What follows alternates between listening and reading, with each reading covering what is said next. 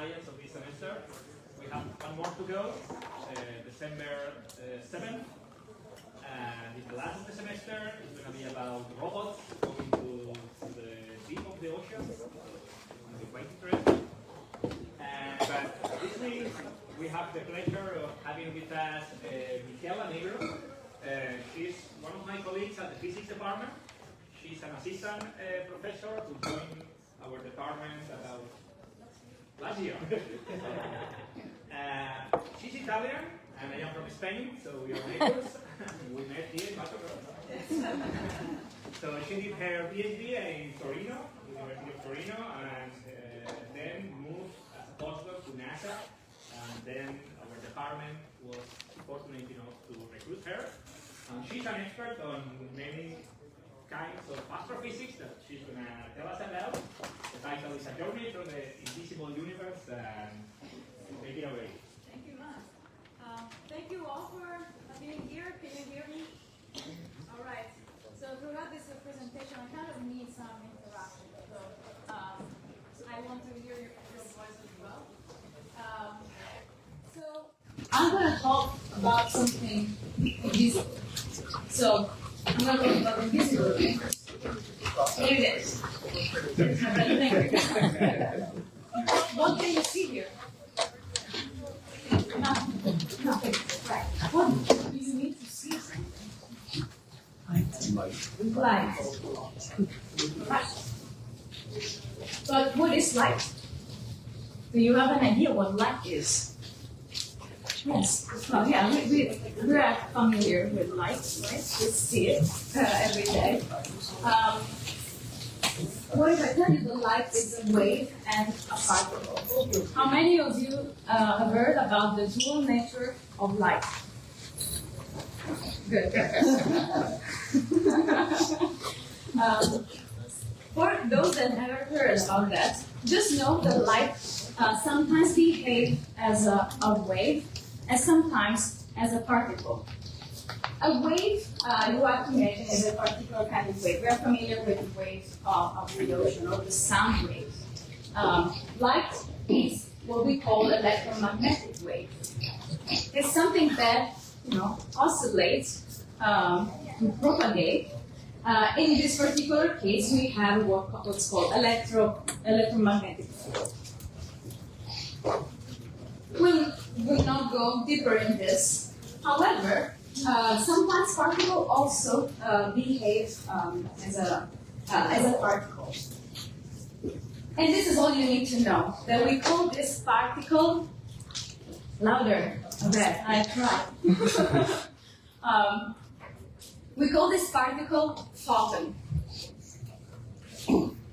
And sometimes behaves as a wave, sometimes behaves as a particle, and we can measure some quantities related to light using these properties. In particular, light comes with some intensity. You're all familiar with some brighter bulbs than others, right? And that's what we call intensity, which is a measure of how many photons, light particles, we can detect, we can collect in a bucket. When it behaves as a wave, we can measure a particular characteristic that's called frequency. Frequency of the light tells us how many times it oscillates in a unit of time. So the faster it oscillates, you can see that the waves get shorter and shorter. So higher frequency means shorter waves, or what we call shorter wavelength. This is the only formula that I put in this presentation. But it's important because it tells us that if I increase the frequency, also this is just a number, this quantity grows as well. The quantity E is the energy that is carried by the wave, but it's also the energy of the particle as a photon. All right? So higher frequency, more energy. And what if I tell you that you all have a photon detector every day with you? What are you thinking about? All right. Yes. Also, someone said the phone. There's a better one. We were always equipped with this photon detector. And the way it works is, in fact, measuring the quantities of intensity and frequency of the light. Our eye has two organs that we use as detector. There's rods, and the rods count how many photons we receive. So this tells us if a room is darker or brighter. Cones are sensitive to the frequency of the light. And what, in our experience, we call this change in frequency is colors. So more higher frequency light, we call it blue. Lower frequency light, we call it red. And there's a rainbow in between. Okay, so we can use this detector to do astronomy, right? We can look at stars, count stars, build the catalogs, and recognize moving objects. And this is what has been done for centuries, millennia.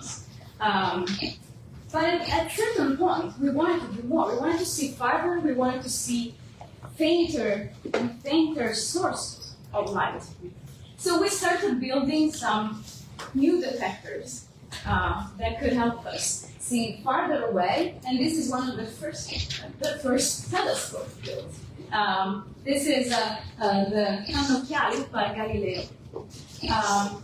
We have, and this is important, right at the end of my talk, we have at LSU one of these type of refracting telescope. It has some lenses that magnify the image.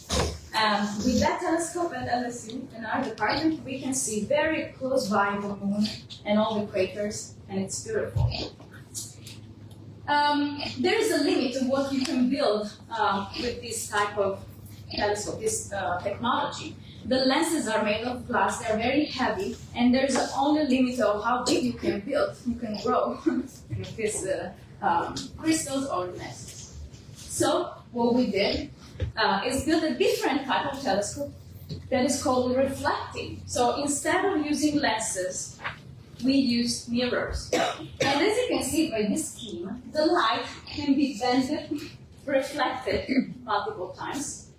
And in this way, you can have the same magnification of the image. You can see, the same size of the image farther away, but with a shorter, smaller telescope. With this technology, we can build bigger telescopes and see very far away. So this is an example of one of the observatories that we use, and this is in Arizona, Kitt Peak. The mirror, this one, is inside this box. You can really see it. It's built inside, but it has a diameter of 13 feet. It's huge. And what we use at this point, we don't look through the telescope anymore, but we take pictures with the same technology that you use with your phone to take pictures. So this is a CCD camera. Just to give you an idea of the feeling of how big these telescopes are, and this is not the biggest ones that we have. This is a picture of me with a cement version in scale of the mirror, the primary mirror of that telescope. So you can easily sit inside these mirrors. And of course, astronomers like hanging out in beautiful places, and they build this type of telescope in beautiful places. There's also another reason that it's the perfect condition of, to observe for atmosphere and stuff, but it's also a cool place. So we don't complain. And with this type of facilities, you can take now very nice pictures of the sky. Have you ever seen a disruptor in the sky? And if you haven't, and you've seen pictures, do you know what that is?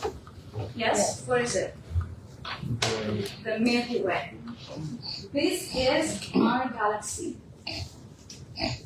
But you can see from this picture what's the limit of observing with these telescopes. Well, the limit of observing the sky from Earth is Earth. You can see when Earth is in the way, you can see downwards, right? You can only see one hemisphere at a time. So what do? We go to space. So we put telescopes in space. And this is now, this telescope is in space as my age has been launched in 1990. And it's called the Hubble Space Telescope. In all your books, science books, you have a picture. I bet you have one figure that has been taken by the Hubble Space Telescope. As you can see, now we're orbiting Earth, so we don't see Earth in the picture. We can basically scan everything around. So by doing that, if you're patient enough and tile the whole sky, you can get the full picture. So this is our Milky Way. And this is our Milky Way as you would see it if you could go to space with your own eyes. Of course, you have to have good eyes. But this is the same light that you use to do your job every day when you wake up. This is the same type of light. And so we can interpret this as we interpret everything every day. So there are some light spots, right? Some very luminous, bright things that are emitting this light. And then there's some darker spots. How do you interpret this? What do you think it is? Comets? That's no. This darker spot is something that is blocking the light, right? This is intuitive. What's blocking the light is cold gas and dust in our Milky Way. That is blocking the light of other stars that are in the background. Great. But is this all? Are we done? Okay, let's do this test. What can you see here?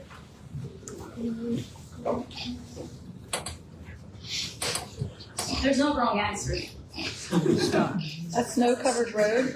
Right, you can interpret there's a road. All right, but you can see very well. There's fewer photons that are emitted. Your detector doesn't work very well in this case. What if you can put on a different type of vision? Like, for example, infrared vision. Oh. Well, now things are different, right? With just a different type of light, and in particular, this is a lower frequency light, the infrared, we are able to see something more that is revealed to us. There are animals, for example, that's how we now know how to interpret this, that we couldn't see before. And, this is what I'm getting at. We have light that is an electromagnetic wave that can have some intensity and frequency.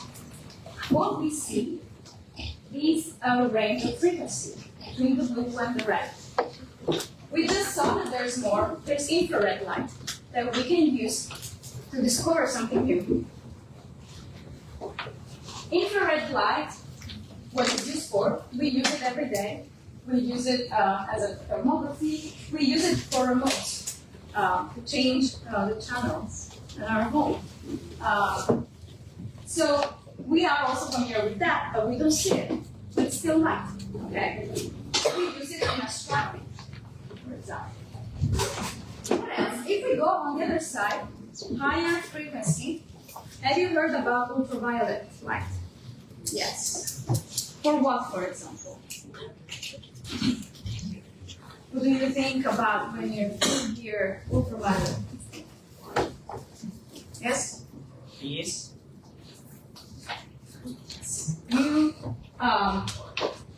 Ultraviolet light is the dangerous light that comes from the sun. That's why we have to use sun protection.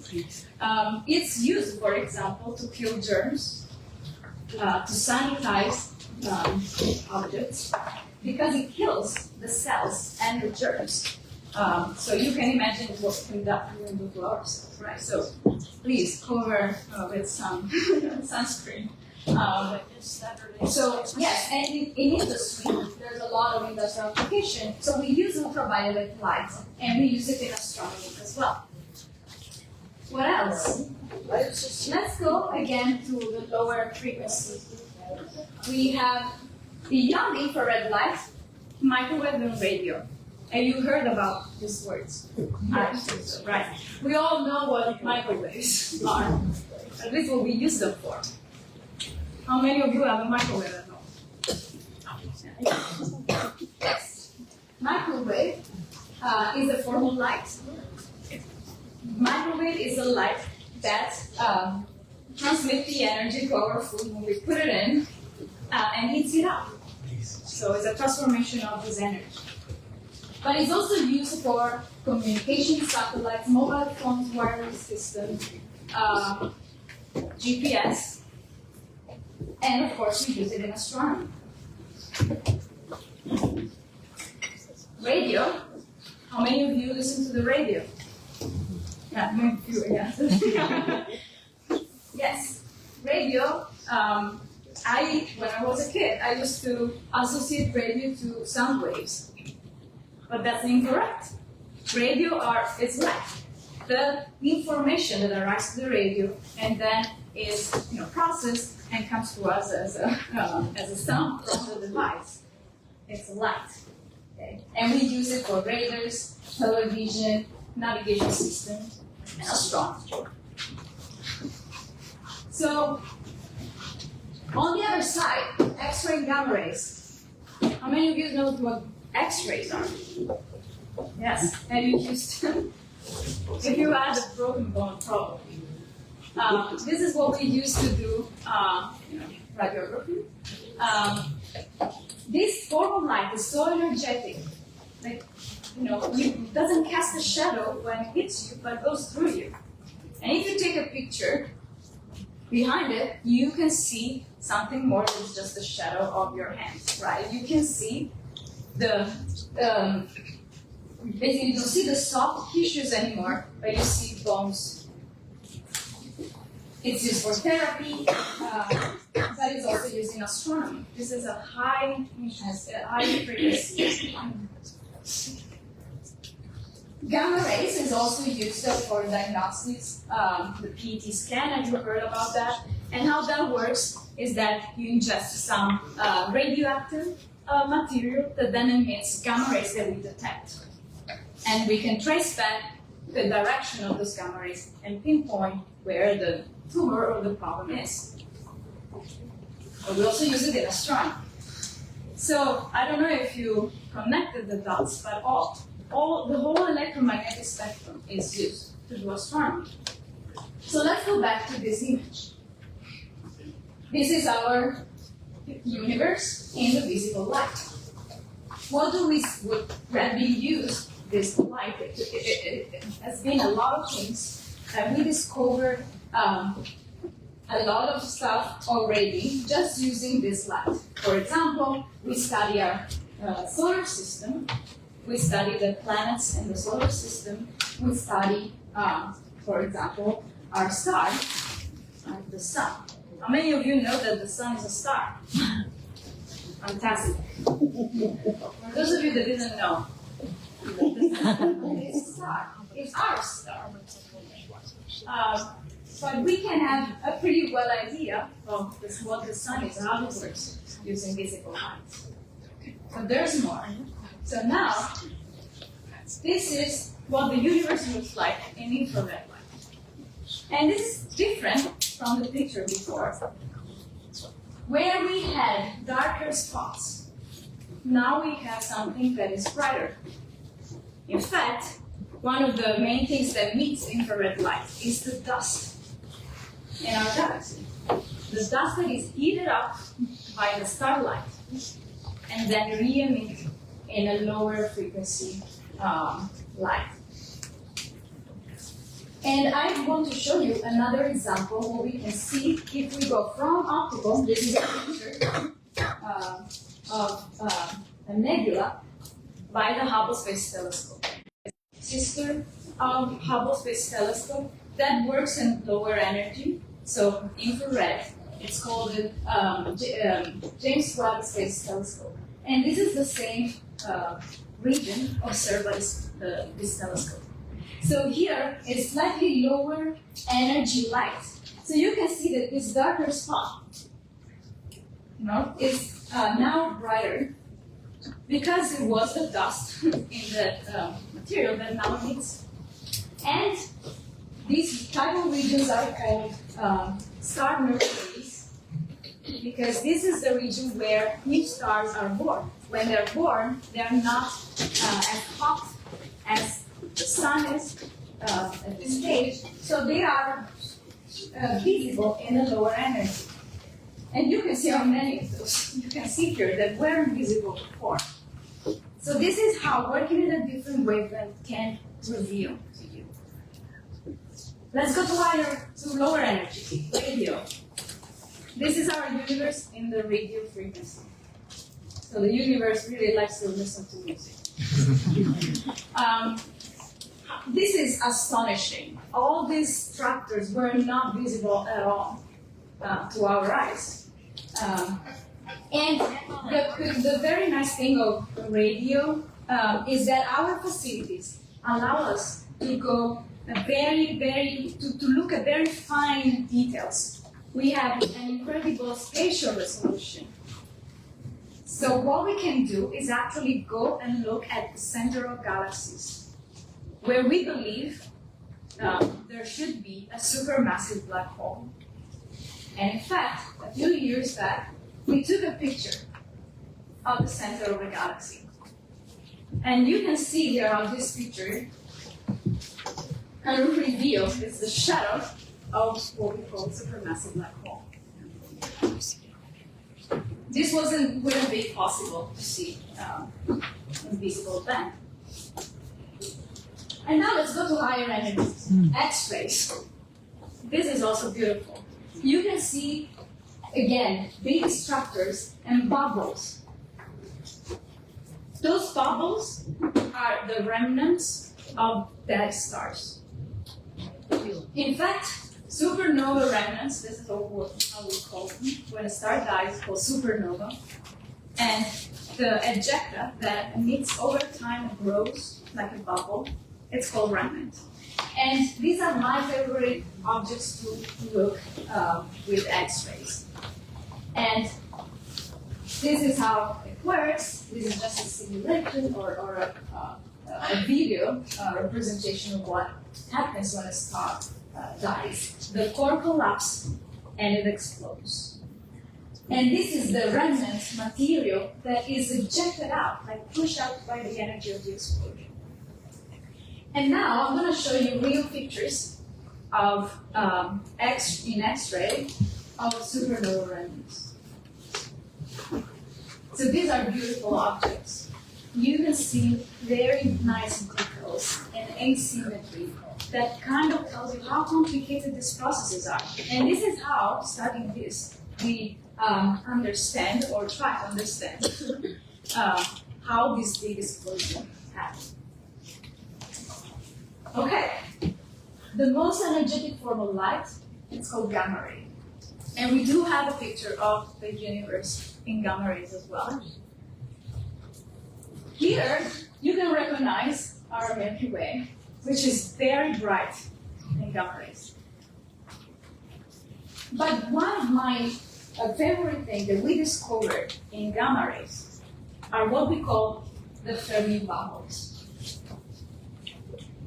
So this is the Fermi bubbles that we see in gamma rays, overlapped with the optical view of the Milky Way. So imagine if you are outside looking at the sky and see the image of the Milky Way that I showed you at the beginning, and you could see all of a sudden gamma rays, these gigantic bubbles. These are huge if you can, put that in the context. Will appear in the sky. That would be incredible. And those are there, we just can't see it with our eyes. With our detector, we need something different. A camera detector. But what we think these are is a remnant emission from some activity, past activity from the supermassive black hole in the center of our galaxy. As if in the past, that supermassive black hole was powering some jets. Now our galaxy is not active anymore, we don't see those jets. Fortunately, we probably wouldn't be here to see them. But we do see this remnant. All right, is this all? Have we explored everything we can to uncover the mysteries of the universe? Well, as I asked you, probably the answer is no. Let's do this test. Okay. What do you see here? Trees? Bushes? Yes, I agree. That's what I would see. But no, we learned that we can use our other frequency and see something more. For example. Okay, this is creepy. But also, okay, imagine you don't have access to your infrared view, so you don't see what's going on behind the bush. But still, what can you do to know more about your surroundings? What can you do? Hear, yes, you can listen to stuff. Or what else? Smell, perfect, yes. You can taste, yeah. Just be careful. You can taste, you can touch. You can use other senses, okay? Can we do this to do astronomy? And the answer, of course, is yes. What we do in astronomy is using what we call multi-messenger astronomy. We use multiple different messengers that come to us and tell us something about the universe that we didn't know before. For example, we have talked about photons a lot so far. And this is one messenger. Where are the others? Well, there are other particles out there that are not photons, but we can measure, we can detect them, and they can tell us something more, something different. We have a different type of particle that I separated because it has a peculiar characteristics. We call them neutrinos. This is another messenger that tell us something. For example, these neutrinos, these particles, are generated when a star goes dying, so when it goes supernova, and they are emitted before the light, so we can predict when a supernova goes off, if we only have eyes to see them. And the last one is gravitational waves. And I'm going to focus just on this last one for a simple reason that we are very close to one of the best, actually the best, interferometer to detect gravitational waves. And how many of you have been to Negro, Livingston? Great. If you haven't, I encourage everyone to really go. With this detector, we were able to detect gravitational waves. So these are a different type of wave. The light was an electromagnetic wave. This type of wave is a perturbation, a modification of the space-time. And this happens when you have big masses, and there's, you can play with the representation outside to see how gravity works and how it works the space of time around it. When these masses are moving, the space-time starts moving around, and this perturbation, like waves, can arrive to us. When that happens, Earth wobbles. What we want to do with these detectors is detect that wobbling. And this is a picture from above of one of the interferometers that we have. This is Virgo in Italy. I'm biased. But it's very, very similar to the one that we have here in Livingston. So you have these big arms, that's how we call them. They're 90 degrees to each other. When a gravitational wave hit Earth, this is what they do. This is the movement that we want to detect. And this is just a very short video of how we do it with lasers that are pointing and are split into 90-degree direction. These are the directions of the arms. So the light waves, 4 kilometers, and goes back. And at this point, goes to what we call detector. And what we are looking for are some diffraction patterns. So what we are going to see when a gravitational wave happens, this light becomes coherent and not coherent, coherent, not coherent, and we see a sort of blinking. Okay. You have to imagine that this movement that we want to detect is in fact very tiny. And this is the number that we want to measure. So this is the equivalent of 1 over 10,000 times the size of a proton. This might not tell you much, but it corresponds to measuring the distance between us and the nearest star, which is 4.2 light years away, very far, with the precision of a human hair. It's an incredible measurement. But we did it. We did it, and for example, this is a gravitational wave. And that is a gamma ray flash. This, what you just saw here, was the first multi-messenger event that we detected. That was 2017, and started all multi-messenger observations. And here in this cartoon, it tells you what actually happened. Gravitational wave arrives, like a year ago, detected it and said, hey, did you feel that? And the gamma ray telescope said, sure, I saw it. So this tells you how we can feel the universe with different messengers. All right, so what do we know?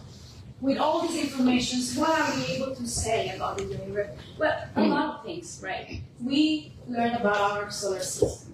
We know that our solar system is in a group of other stars that collectively form a galaxy, and we call it Milky Way. What else? Well, we know that our Milky Way is part of a local group of galaxies that we call local group. We give this name. It's easy to remember. And then the local group is part of the bigger cluster of galaxies, which is called the Virgo supercluster. And then we recently also learned that this Virgo supercluster is one of the filaments of the bigger structure, like this, that is called Laniakea supercluster. We know many things. We know these things about this, where we are. We know about particles. We know how to interpret a lot of the stars and explosions that happen in the universe. We know a lot of things. But how much is that? How much of all this is in terms of everything that is in the universe? Just to summarize, solar system, Milky Way, with all the gas and dust, and also other galaxies beyond that. If you have to guess, what's the percentage of all this that we know, everything that we feel, everything that we touch, every person we speak to, everything we know, how much, what's the fraction or the percentage of the total content of the universe that is? Numbers. Yes. 0.01%. 0.01. Other 10%. 10%. All right. I'm going to tell you. We know 4%. Everything that we know is a 4% of the content of the universe. Well, what else? We know that there has to be something else. And some of this we call we don't see it, we call it dark matter. Who knows what dark matter is? Can you tell me, please? Not really. Exactly. Yeah, that's my point. We don't know what dark matter is, but we know it's there. We know it's there because otherwise, the stars that are at the edge of the galaxies that are moving around it, because of the laws of gravity, they should have been pushed away by the centrifugal force. They should not be there. So there has to be some glue, some more mass that we don't see that holds them together. So we don't know what that matter is, but we know it's there because we see the bullet cluster. What is this? These are two clusters of galaxies that move towards each other and they pass each other. This galaxy, like our own galaxy, with all the galaxies and the cluster, had gas in it. And that is still interacting. And you can see this in red. This is being detected with X-rays. But if you look at the density of the objects of the two clusters, that's given by the blue region, they are concentrated farther away. As if there is more mass that we actually see in all these objects that holds those different clusters together, and it's dragging them farther, faster apart than the gas that is interacting. So there has to be some form of mass, because it acts like mass, gravitationally. But we don't know what it is. We know that dark matter needs to be there, because we take pictures like this, and this is a real picture, these are not artifacts of the camera. And these are galaxies.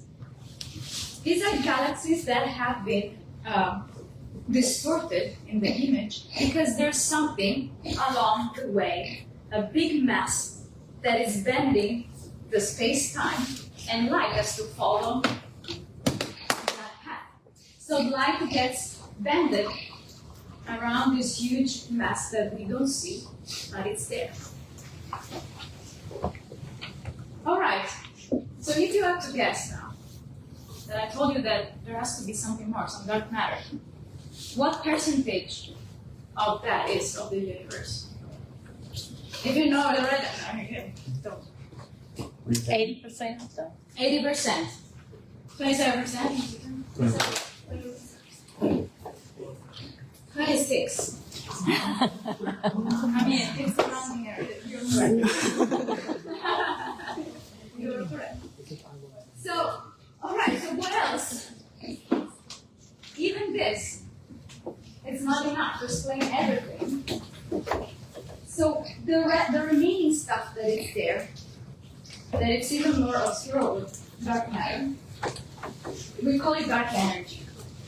We call it energy because it has to behave like energy. This is something that is responsible for what we observe in our universe. And that is the expansion, that it's getting faster and faster. This means that every object in the universe is running away from every other point in the universe faster and faster. We are getting, find it out. And we are also running away from a different, so from this perspective, a different point. Everything is moving away. So there has to be some form of energy that is pulling this. And that is actually the most dominant form of things in the universe. It's 70% of what we know has to be this energy to have enough power to do this effect. All right, so I promised you journey, and despite the fact my talk has come to the end, it's pretty clear that this journey is not near the end. So I hope that you leave this room with some more awareness of the universe that you live in, with a little bit of curiosity about the mysteries that are in the universe. And keep looking up, keep asking questions, keep being curious. And for all the future astronomers, astrophysicists, and physicists that are in the room, the journey is just begun. So very important.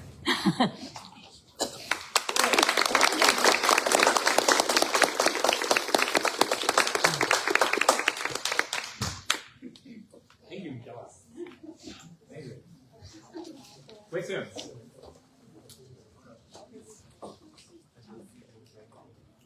Oh, is the expansion of the universe accelerating or about the same, or Yes, the rate, the acceleration is constant, which means the velocity is getting higher and higher. oh, okay. Do you know what causes that? Gravity, or why it's expanding? Or the expansion is. Well, these are existential questions. This is what we do. Our job is observe and try to describe how things work rather than why. Oh, okay. So they don't have any idea why the Why Earth is okay, expanding more rapidly, what or causes that? pardon me? What causes that? You mean? Yeah, right. What is Oh, the okay. cause? That is the dark energy. Okay. Oh, okay. Yes, those are all very nice questions, and we are working hard to understand more. Yes. Andromeda and the Milky Way merging. Why aren't they expanding apart? Is it because the gravitational pull of the two of them is greater than dark energy? That is a very good question. Yes, those are local effects. We are in this local group that on its own, you can see objects moving towards each other. Right? It's as if, how to say, we are in our galaxy. So our imagined Earth is moving in the galaxy all around, like at very high speed. But you don't really feel it. You can still see something coming towards you on Earth. It's kind of the same effect. Those are local things that can happen. But the trend, and we see this observing very distant galaxies. Yes. Yes. I know you were talking about the gravitational forces on Earth. What do you know about the inner core slowing down or slowing down its rotation? Oh, wow. Yes. Well, you don't have to worry about it in your lifetime. You don't have to worry about it. There's all these effects of gravitational effects. We are in our solar system, and we have other masses around us, like the moon, for example, that has immediate effects like the tides that we see. And because of that, because we have water on Earth, there's some forces, that kind of drags us away from the rotation because of that pull. It's an all complicated thing, but the good news is that, Astronomy 1101 just explain that. You have all the tools to understand that at this stage. So, yeah. More questions? I have one. Yes. You have a telescope at home? I don't.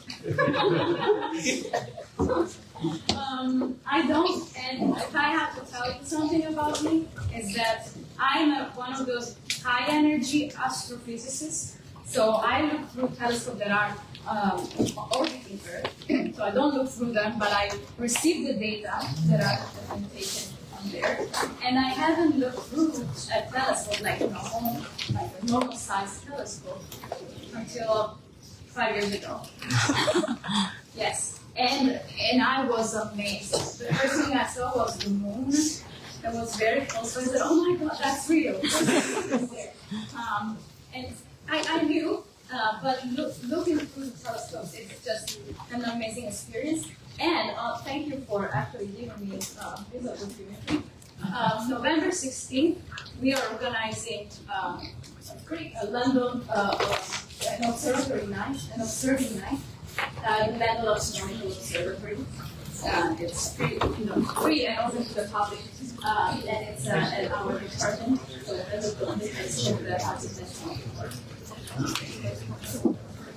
the Please, come and see through this house. So I have a question. So you said that the future is bright, that there are many things to discover.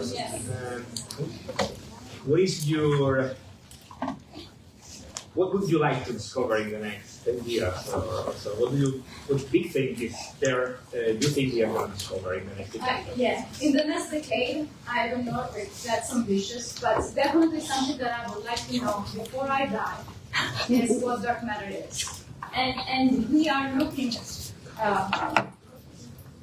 very hard to what that thing is. And so far, we are assuming that it's another type of particle, like photons, neutrinos, things like this. And somehow, we are hoping that that particle interacts with normal particles, and we can detect the products of that interaction. And that's how we are doing. But every time we look at something and we don't see it, we can say, well, that's not it. Okay, so we exclude what we call parameter space. And we're hoping to go somewhere. Yes. So there is proof that neutrinos are the dark matter, dark energy. Oh, Is there proof to it, or is it just an assumption? okay, so the question, there is a candidate that could be explaining dark matter. So originally, when we didn't know what dark matter was, and then neutrino didn't have mass, neutrino were the candidate to explain dark matter. Now we know that that's not it. It would not explain the content of dark matter in the universe, or what we observe the characteristic of dark matter. I think there's still people working on what's called sterile neutrinos candidates of dark matter. But there are more obvious or better candidates in that sense to explore. Good question. Yes. How do we know the specific percentages of what we do and don't know? Like, how do we know that we only know 4%? How do we know that, like, 100 This is a great question, and to answer this question, you need to take a long course of cosmology. There's not a very easy answer to that, but the answer is that we do have experiments that we have a theory and that have predicted some parameters, some observable, and we have been able to match those predictions, and those work only if you have this type of fraction distributed in the universe. So it's not an easy answer, unfortunately. Sorry. But if you're curious, you know what to do. Yes. So, when the 4%, was that the percentage that's been observed, or the percentage that we understand? It's an estimate of what,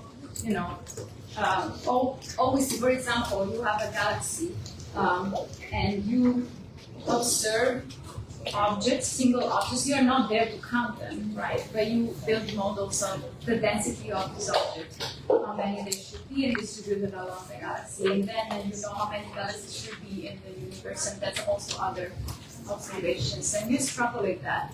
And if you sum everything together, you get roughly that number.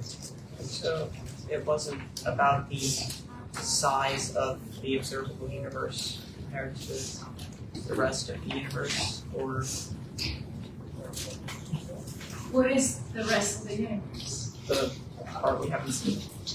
It's too far away. I would say it's like an estimate of what we see extrapolated to what we think the whole universe. It's another complicated answer to give, but it's great that you have this curiosity. Like this is amazing, and the answers are there. Just need some math and technology course. Well, let me thank Jamie. Thank you. Okay, thank you.